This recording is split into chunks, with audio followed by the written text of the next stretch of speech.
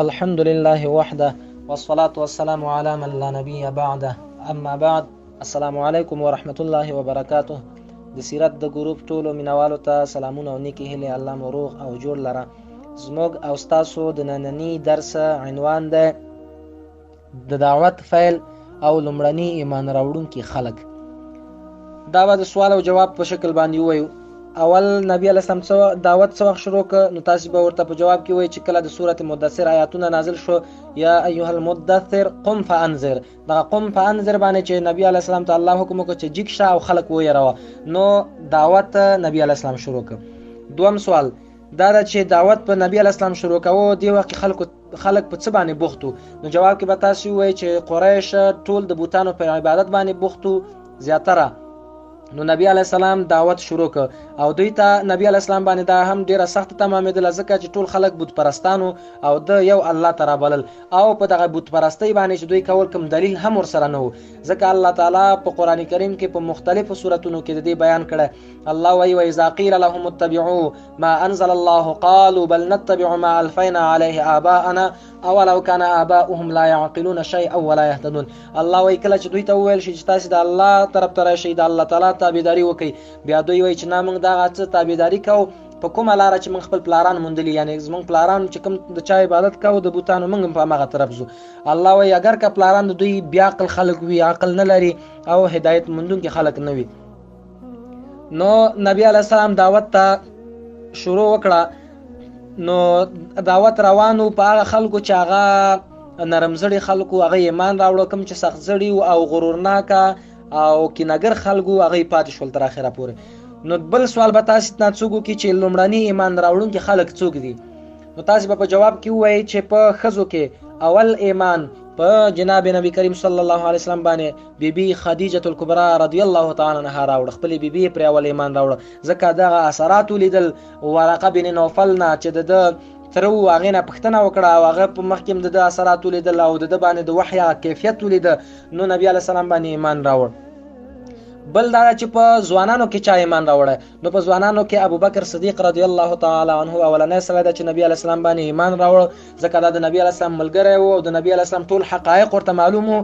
نو چې کله نبی علیه السلام ورته دعوت ورکړ، نو د ورته ویل چې بس زما ایمان راوړه. نو په دې خاطر ورته ابوبکر صدیق وای، صدیق یعنی ریښتونه، د نبی علیه السلام د هر خبره صدق کاوه چې بالکل دا خبره ستا صحیح ده. بل سوال دا چې په ماشومانو کې لومړنی ایمان چا راوړ؟ نو تاسو به ورته وایي په ماشومانو کې علي رضی الله تعالی عنه د ابو طالب صاحب زوی او د نبی علیه السلام د کاکا زوی د ایمان راوړ. دا د نبی علیه السلام سره وړکوالی نه ګرځېده، نو علما وایي چې لس کلونو چې د ایمان راوړ. بل سوال دا چې په غلامانو کې چا ایمان راوړ؟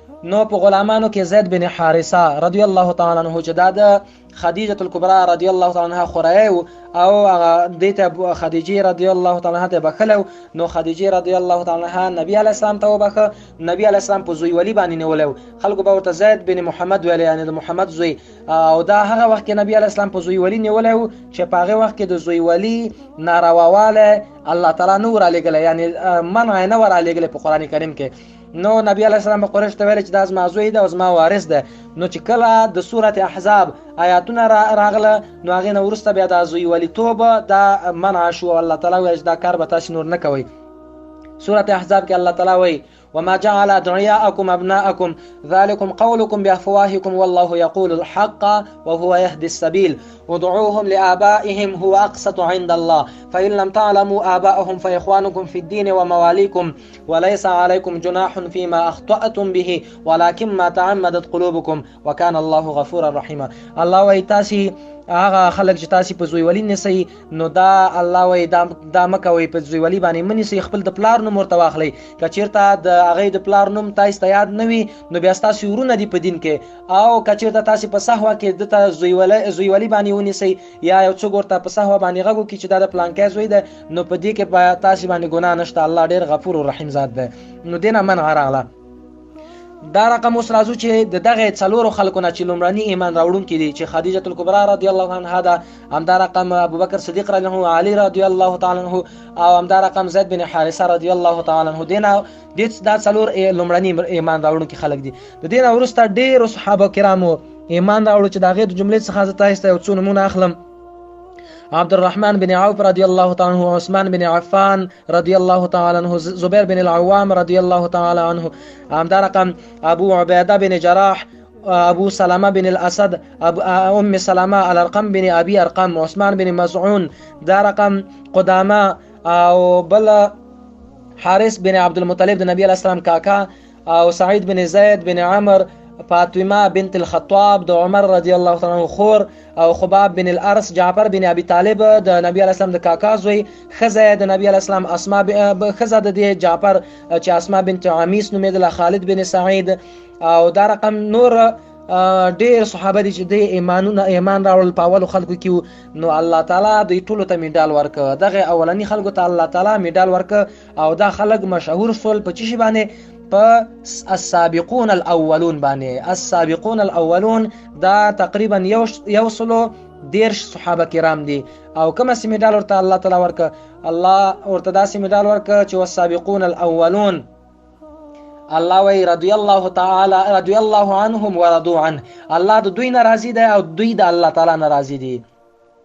والسابقون الاولون من المهاجرين والانصار الذين اتبعوهم باحسان رضي الله عنهم ورضوا عنه واعد لهم جنات تجري تحتها الانهار خالدين فيها ابدا ذلك الفوز العظيم. الله وی هغه اولنی ایمان راوړونکي خلک چې د انصارو نو الله د دوی ناراضي دی، دوی د الله ناراضي دی، او د دوی لپاره الله وی ما خیسته جنت تیار کړی چې د جنت د لاندې به ویالې بهیږي، او الله وی دا ډیره لویه کامیابي ده. نو دا خلک په السابقون الاولون باندې ونومول شو. بیا دین وروسته ان شاء الله زموږ استاسي به د مسلمانانو عبادت او پالنه دا عنواني. وصلی الله تعالی علی خیر خلقه.